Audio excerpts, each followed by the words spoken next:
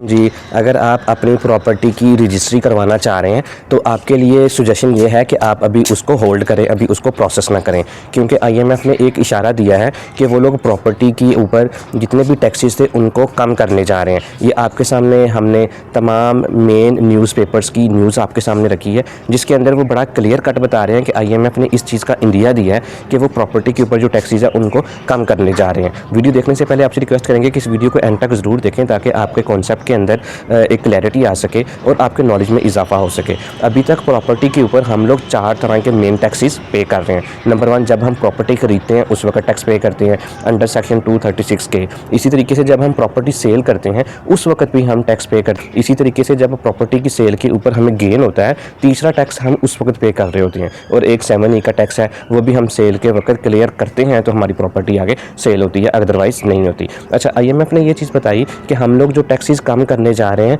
वो प्रॉपर्टी के सेलर्स के ऊपर नहीं करने जा रहे, यानी प्रॉपर्टी के सेलर्स को जो अंडर सेक्शन 236C टैक्स पे करना पड़ता है, जो कि इस रेशियो के अंदर है।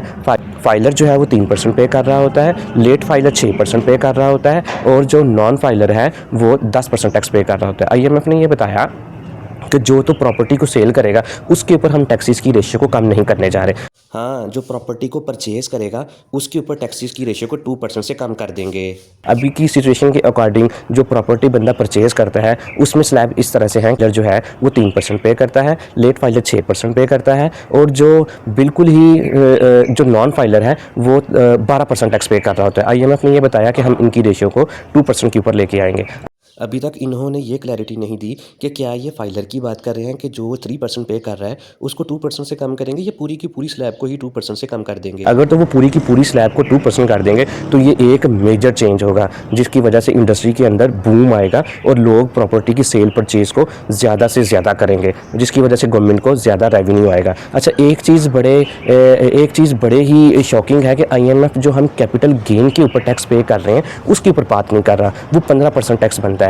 बाकी के जो टैक्सेस है अंडर सेक्शन 236 के और 236C, ये तो एडजस्टेबल टैक्सेस होते हैं, इनको तो हम क्लेम कर सकते हैं, रिफंड भी क्लेम कर सकते हैं। लेकिन प्रॉपर्टी के सेल के ऊपर जो गेन का 15% का टैक्स होता है उसको हम क्लेम नहीं कर पा रहे होते। ज़्यादातर जो ट्रांजैक्शंस हैं वो इसकी वजह से रुकी हुई हैं। इसके अंदर क्या है, लेट से आपने 10 लाख की प्रॉपर्टी खरीदी थी, आपने अब 5 लाख की बेच दी, तो आपको जो ऊपर आपने 10 लाख की प्रॉपर्टी खरीदी थी और आपने 15 लाख की बेच दी, इसके ऊपर आपको जो 5 लाख का गेन आया इसके ऊपर आपने 15% गवर्नमेंट को टैक्स पे करना है। इसके ऊपर आईएमएफ बात नहीं कर रहा। लोग ज़्यादातर इसकी वजह से अपनी प्रॉपर्टी की सेल को रोक के बैठे हुए हैं, जिसकी वजह से प्रॉपर्टी के बिज़नेस के अंदर ज़्यादा मूवमेंट नहीं आ रही, और लोगों के पास पैसे तो मौजूद हैं, वो इन्वेस्ट भी करना चाह रहे हैं, लेकिन वो ये सोचते हैं जब प्रॉपर्टी को हम बेचेंगे उसके ऊपर जितना हमें गेन आएगा उसका 15% हम गवर्नमेंट को पे कर देंगे तो हमें क्या बचत होगी। तो आईएमएफ को इसके ऊपर भी सोचना चाहिए। और 7E का जो टैक्स है उसका तो आपको पता है कि मामला जो है अभी भी सुप्रीम कोर्ट के अंदर पेंडिंग है, उसके ऊपर कोई भी डिसीजन नहीं आ रहा। तो उम्मीद है कि आपको आज की ये वीडियो इन्फॉर्मेटिव लगी होगी। इस वीडियो को अपने दोस्तों के साथ भी ज़रूर शेयर कीजिएगा और चैनल को भी ज़रूर सब्सक्राइब कीजिएगा।